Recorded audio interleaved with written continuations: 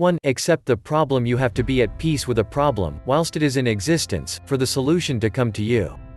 I.e., you have to accept yourself where you are, no matter what. You cannot solve any problem without first accepting it, and yourself.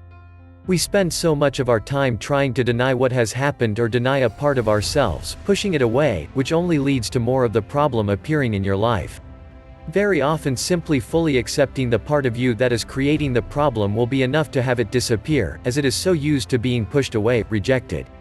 Part of you is trying to send you a message, maybe it's time you listen. 2. You cannot attract to you that to which you are not already connected, so be an appreciator. One of the fastest ways to attract what you want towards you is learning to appreciate the good in whatever situation it is life is presenting you with. Being an appreciator is so important because it is the closest energetic vibrational match to source and therefore the creation of what it is that you want. Therefore, the more you operate at that frequency, the closer to source you are, and the faster things will manifest for you in the physical world. It is not important to verbalize your appreciation but simply to offer it. Appreciation is the antidote to some of the lowest forms of energy and emotions we are capable of, e.g. shame, resentment, etc. By offering thanks and assuming that you already have what you seek, you immediately begin to attract more of it towards you, whether you have any of it or not. 3. Happiness is not pleasure. The experience of pleasure is a right now, in the moment, sensory-rich, and sights, sounds, and feelings experience in your person.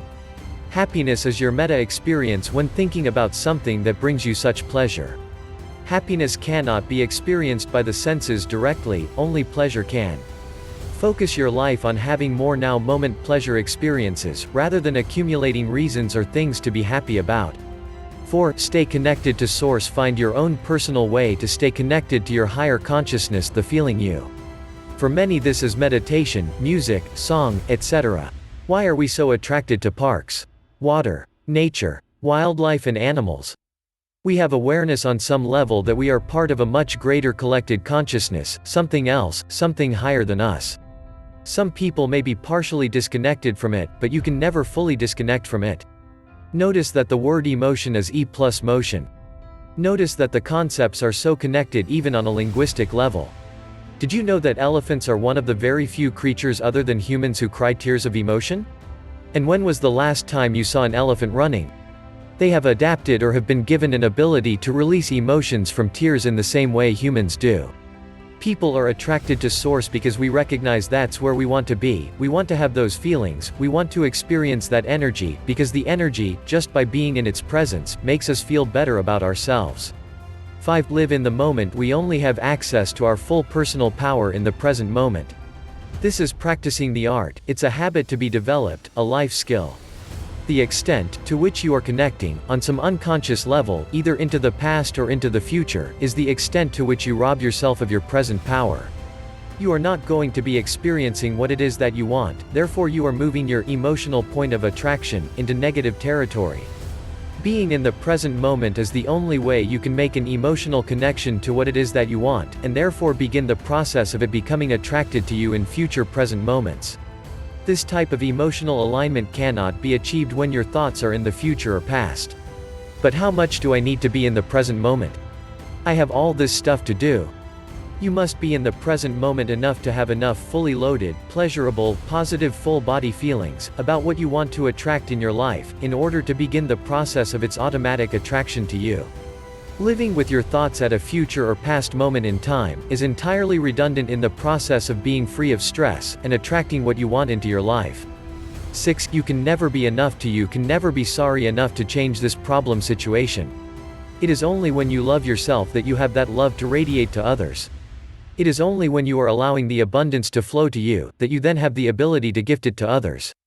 Giving your energy, in any form, to others, whether it is love, forgiveness, agreement, or any energy, when your cup is not already brimming over, is the fastest route to the emotional poorhouse. If you want to help others, you must first help yourself. Others easily see through empty gestures, compliments, or favors, and such gestures only hide you from your own emotional impoverishment, malnutrition. They are not useful, and serve no purpose in enhancing your life or others. 7. Be selfish enough to line up with your intentions. This is important because it is only in your thriving that you have anything to offer others. If your own energy tank is not full, you have no business looking after the tanks of others.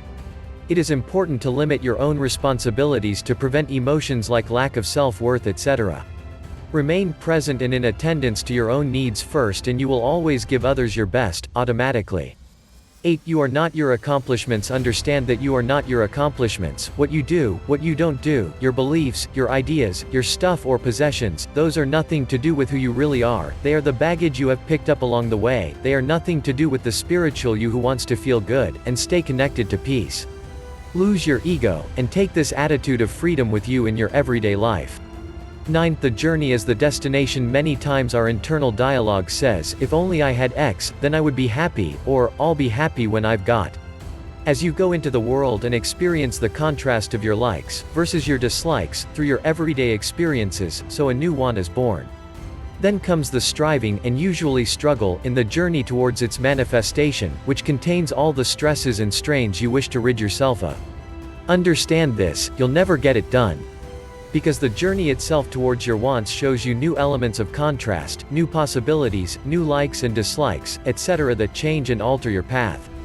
Thus your job here is not to get caught up in the end result, but to ensure you enjoy the journey along the way, regardless of your goal, and ensure that your everyday journey contains all the same underlying experiences, emotions, and full body feelings that you seek from your end goal, anyway.